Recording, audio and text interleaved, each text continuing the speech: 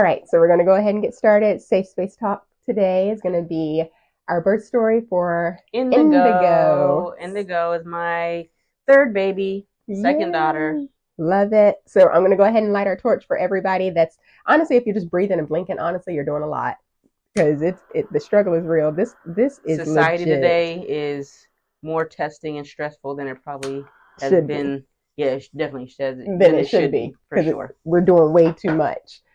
But there is our torch, letting you know that we're sending out good vibes, that we want you to succeed in all things, and that we care about you. And then today is Lakeisha Day. So, Indigo. Woo! That girl. Mm-hmm. That girl will talk your ear off. So Indigo was my first child with my new current partner. So there was quite a gap in between Imani and Indigo. They were about, I want to say 6 years. They're about 6 years apart. So she was planned. Of course, me and my crazy self. In midwifery school. In midwifery school. So I had wanted another baby. I knew I wanted 3. That was always what I thought I wanted. I always thought I wanted 3 kids.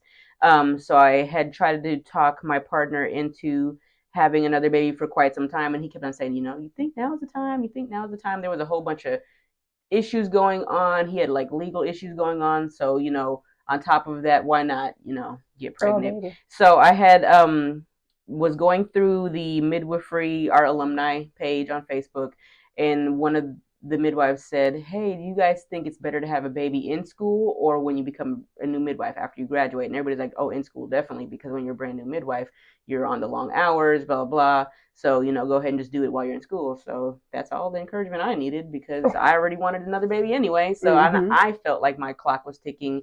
I was 31. No, I was 30 when I got pregnant. So turned 31 in the pregnancy. And so we had decided we were going to try for 3 months. In that 3-month time frame, if it didn't happen, then I was going to wait till after school because that would have put me before clinicals and gave me enough time to like pump and do all that stuff and be with my baby before actually having to go into clinicals. So if it didn't fall in that 3 months, then it would have kind of ran too late and not really worked with my timeline. I probably would have had to take time off for school. Wasn't trying to do all that. So we were trying for 2 months. Nothing happened, which was crazy to me because I am fertile myrtle. Yeah. So I was kind of like, oh my God, what's going on? Mm-hmm. Was asking him to stop drinking energy drinks, stop putting his phone in his pocket, looking at him like, what's wrong with your swimmers? You got a kid, but I have 2, what's going on? Mm-hmm. And so then the 3rd month, I was like, this is my last month. And I just happened to be at Target. And I thought, well, I'm supposed to be ovulating next week. So I said, let me get these ovulation sticks. We'll just see. Because I was using a tracker, which I'm very regular. So the trackers were always fine for me. Mm-hmm. Family planning method always worked easy for me. I did it for 10 years. And I get home, take the ovule, and I was like, let me just try. There's a few in the box. Let me just try. And it happened to be I was ovulating that day, which then now I know. Yeah, now I know that that was right. I was not getting pregnant. So I was like, okay, well, let's go ahead and try. And I did the whole, things that are not true but can't hurt. The pillows under the hips. Yeah, pillow under the hips, laying there and all that. So, right away, soon as I missed that period, found out, pregnancy, and I was like, okay.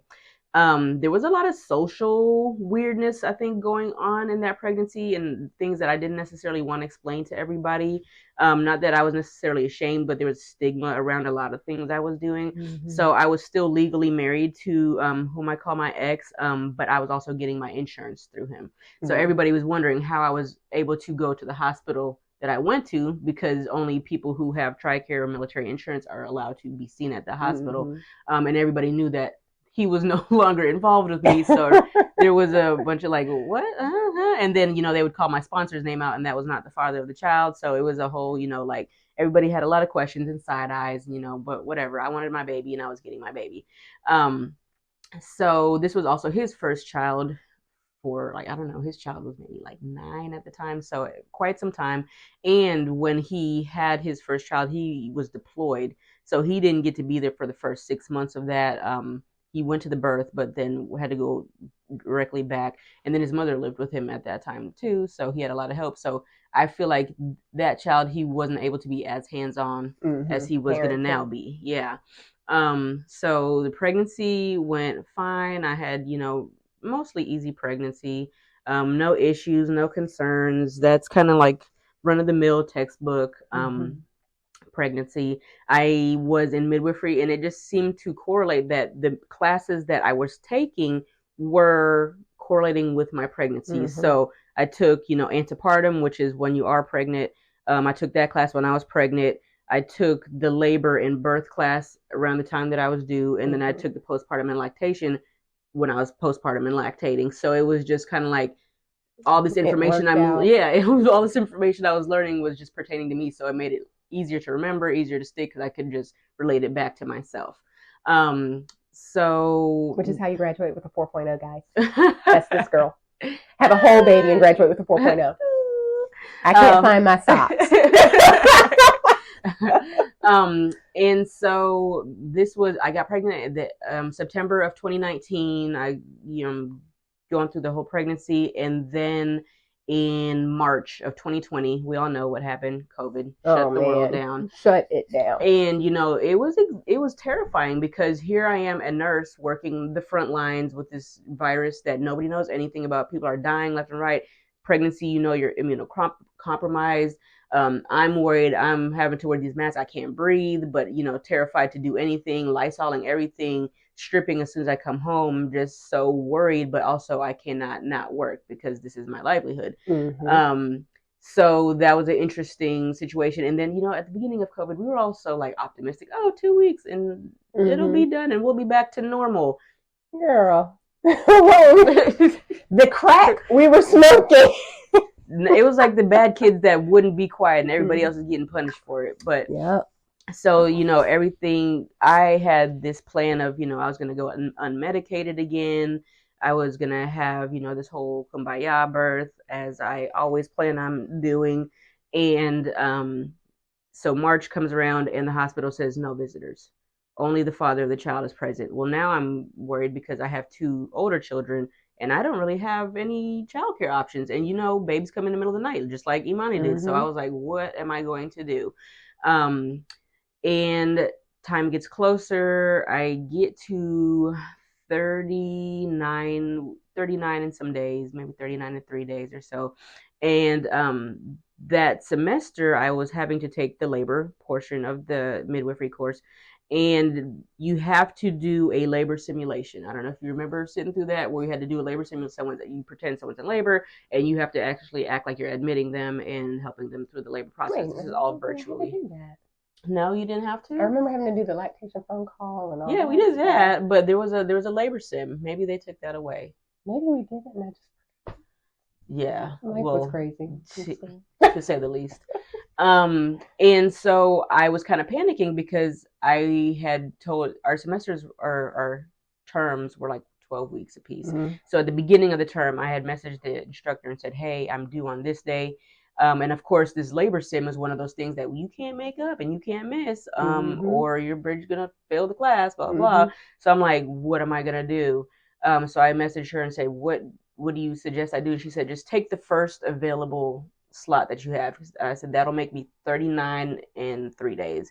And she's like, take the first available slot and hopefully you'll get it done before, you have your baby. So that day I'm off. It was later than afternoon that I was supposed to do my labor sim. And I started feeling contractions, but they did not feel like stomach contractions. They felt like in my hips. And I had never felt that before. So I was like, this is weird. And then I thought maybe this is sciatica. Didn't really attribute it too much. And I was like, they are rhythmic, but so far apart that this is not regular. Like at least 8 to 10 minutes apart, and even further on some of the time. So I was like, I'm just going to go on with the rest of my day, have this labor sim to attend to, was doing my daughter's hair, just, all the mom things. And then we get to the labor sim and this is when I should have known. And it still didn't, midwives still don't, it doesn't click. I put a chair down and not sit down on my chair because it was so uncomfortable when I was having my contractions in my hips that it just felt like so much pressure, like on my butt. So I put the pillow down on the chair, and as we're doing this labor sim, this lady's like pretending to have contractions. First of all, it's an older lady in like a hospital gown, like pretending like, oh, I'm having a contraction. And I'm sitting there like, me too, lady. You ain't special. I'm sweating, trying to remain like calm, like, whoo, these rhythmic contractions, sciatic pain, hip pains. I don't know what they are, but they keep coming, and I'm trying not to sweat. Preterm labor. Trying to just, make it through, because I'm like, this is needed. I have to make it through this. So it's about 3:30 in the afternoon. I finished that labor simulation, and then I start noticing it's more of a rhythmic pattern. They're still about 7 to 8 minutes apart though, so I'm like, oh my goodness, is this baby OP, sunny side up? Like, why are my hips hurting so bad? But there's no other signs of labor. Not a mucus plug, not a bloody show, never a contraction in my stomach, just all in my hips constantly. So the day keeps going on, and I didn't realize how fast the day was progressing, because it got to the point where it was like starting to just be more and more uncomfortable, but never closer together. Still every 7 to 8 minutes. But when they were coming, I was like, okay, now I'm kind of distracted now. I'm like, now I'm breathing, I'm swaying through it, and like, okay, this is early labor. I'm thinking I'm starting to get started maybe. So by 9 p.m., I'm like trying to take my warm bath and lay down. And this is going on for so many hours, and I did not realize I lost time in this point, because I just kept on like, dozing off, and then contractions happening, and I'm kind of swaying, and then like dozing off again. Every now and then I look over, and her dad is like doing his homework over in the corner, and then I realize it's like midnight by now, midnight to 1 a.m. And I'm like, all right, this is getting late, and now I'm starting to get this weird sense of urgency about it, even though nothing had really changed. It was like, okay, I want to go to the hospital. I want to get a morphine rest, because this has been going on all day.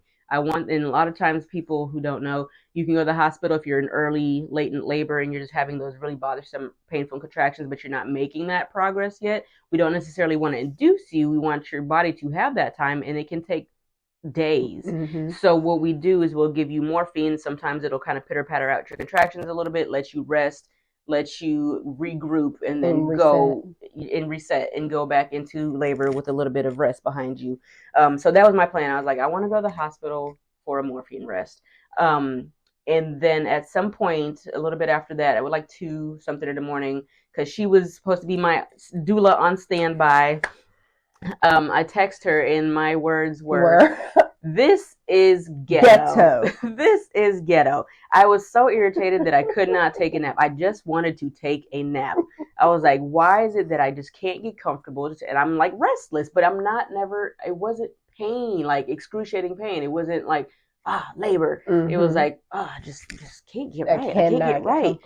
And so she comes on over, and this big old suitcase. Yeah, she had her suitcase ready to doula away, had all her stuff.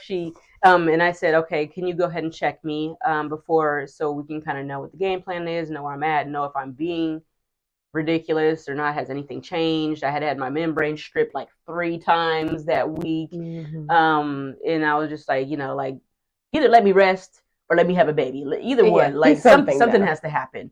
And so you checked me, and I was like 9 centimeters with a bulging bag. Yes. And she goes, well, if you would like a hospital birth, I suggest you go ahead and get ready to go to the hospital. So it's 2 a.m. at this point in time. Of course, again, typical me. And as soon as my boyfriend hears that, he is like, oh shit. He jumps. I think there was a point his butt wasn't on the chair. And he starts grabbing everything, putting it together. He had the shirt on that said money, hose, cars, clothes. And he asked, was it appropriate to wear to the hospital? She said, definitely not. You need it. Because he asked me, and I was in the middle of contraction. You're going to wear that? Yeah. And then she was like, yeah, definitely not. Change the shirt. So then he goes to wake up the kids. And at this point, I'm going to give birth in the same place I work. So I understand that the rules are there's no children. But at the same time, we had been working on a couple of days to get a prior to exception. You had a negative influencer who got a exception to policy. Yes. Figured out prior to you even going into labor to present and have ready. Yes. Whenever you showed up. Yes. Signed and ready. Yes. And we had basically told them that we only needed to have the kids there long enough to get childcare because I have a Exactly. history of precipitous births, and we didn't want to delay getting to the hospital for childcare. So that was our story, and we stuck to it. And ironically enough, that was actually the true story. That was the case. Also, the nurse that was in charge that night is, and I love her, bless her. She is a true, I don't care type of nurse. So to her, she didn't give no fucks either way if the kids were there or not. You know, she was just like, shut them up. Yeah. Make sure that they're not in the way, and I don't care. So that worked in my favor. So again, we're doing this long drive, which should only be 13 minutes, but he's stopping at every light. And I'm like, what do men not understand about bulging bag and 9 centimeters? Like, I'm one cheeking it at this point. He understood what I wanted him to understand. Take your time. As I drive behind you. And then I saw him put the hazards on. So then we're driving into the mall, we hit a red light, and all of a sudden I start puking. And I was like, if I puke and my water breaks in this car, it's over. So that's when I was like, put the hazards on and go. And so we get through the gate, and I'm like, still one cheeking it. We get to the hospital, and in the fact that I was in labor, did not realize we pulled up to the wrong side, and that side was completely closed and locked down. So I'm walking up to the door, and I'm like, shit, I can't get in here. Everybody's freezing. I got this tiny little one-piece outfit on because I'm hot as hell at this point. So I said, I'm not getting back in that car. I cannot sit down again. I'm walking to the other side of the hospital. And this is a large facility, guys. This is a very large facility. This is a very huge medical center. So it wasn't like cutting across a lawn. Like this is like walking across several football fields. So I get to the other side and walk, and I'm power walking. Like people probably people probably were like, why is this woman power walking at like 4 a.m. across through the parking lot? The kids are like running behind me. Everybody's running behind me. I get to the door, and of course they're trying to put me in a wheelchair again. I'm like, we're not doing this again. I don't want to sit down. So we make it up there. We get upstairs. I'm walking. I think I ended up badging myself into the door. Probably. And as I'm walking down, I had already texted some people on the unit, hey, I'm feeling pushy. Just get ready. So they had the room ready. It was Shannon. So I had texted her, and so they had the room ready. And they were like, can we get an IV in you? And I'm declining. No, I don't want an IV. No, I don't want any of this. We get in there, and actually one of my preceptors was there that night, and they do, ultrasound, make sure baby's head down. They asked me, would you like a doctor or a midwife? And I'm like, why are you asking me this question? Bring the midwife. You get out. Like, get out. Why are you still here? You can come in if there's an emergency. I would like my granola birth. Exactly. And so my kids, they're in the room with me. They kind of go off to the side a little bit. The Imani had told me my whole pregnancy, I'm going to be your doula. You want some lotion? It was going to rub my feet and all this stuff. Nowhere to be found. She was peeking like she had a sheet. Like, this is all you see behind the chair, like over on this side of the room. And my son is just looking like, oh my God, he has blood aversion. Like he's aversion to anything like that. Is if you have the slightest cut, he's like, oh my God. So he was just sitting there. He's made for special forces. He's sitting there bug-eyed, and so they break my water. I feel her settle down on my bones, and I ended up pushing one push. They break my water. She settled on my bones, and I jump out of the bed and was like, whoa, whoa, whoa, whoa. And then everybody's like, what are you doing? What are you doing? I said, I'm going home. I don't know what y'all are trying to get me to do. I want no parts of this. You guys are crazy. I'm leaving. And, so Keitra was in the room with me, one of my other close friends. She was a baby nurse at the time. All surrounded by, friends and coworkers. And they're looking at me like, this girl is okay. Yeah. And so they're just trying to push me even more back. And I'm like, so, and they keep on like tilting me back and putting the bed back. And I'm like, I wonder why. Yeah, I definitely was trying to get up out that room. Like, whoa, no ma'am, not doing it. And so then I did one push, and she ended up coming out. Came out, and it's so funny. Everybody knows, like, I'm light skinned. My kids are light skinned. We're all yellow. And she came out, and all I saw was brown, blue. And I thought, oh my God, she's so blue. Because I did not expect to have a chocolate baby. baby. It was like, I didn't know I had enough melanin to make this child, and she is a chocolate drop for sure. Is. And so it took me a couple seconds, and then the room goes silent, and everybody's kind of looking, and I said, "Wow, she's chocolate," and everybody starts like laughing, like, "Oh, okay, cool, like she's okay with it." And then there's you were gonna return her. Well, I think they were thinking maybe that the father that I had said was the father might not be the father. Because those births are fun. Yeah, but I was just like, she the baby comes out, you're like, she looks like a clone of him. So I was just like, I know who my baby daddy is. God, please don't. But like I was like, wow, she's so chocolate. Like I didn't realize. So then I was just like, smitten at that point, and I'm holding her and breastfeeding and latching and all that, and it was great experience. But I ended up hemorrhaging, but not to the point where I even noticed. I think it was like barely a hemorrhage, so like like right at the minimal at the time. And I think now that's not even the hemorrhage anymore. Exactly. Like, so it's like 500 was, but now if it's like you are 1,000 for a vaginal birth, yeah. So it went really well. I feel like it couldn't have gone better if I had planned it. My kids got to be a part of it. They got to see, and I feel like it somewhat traumatized them, hopefully enough to realize like this is a real thing. So don't get pregnant before you're ready for this. But it also, I feel like, made it like a welcoming, like, this is my sister. I saw the whole birth. My son was the photographer. And then funnily enough, when you're getting up and going to the bathroom afterward, they gave me this ice pack.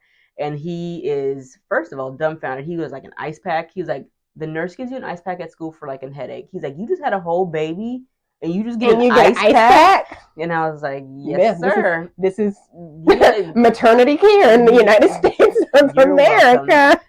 This is what women get. Yep. And you get this. They're there when you get your IUD placed. As we shove it through your cervix. They're there. Oh, if you need a second, you can stay here for a couple minutes. For a minute. Not that many though. Yeah, because someone else has the next patient coming in.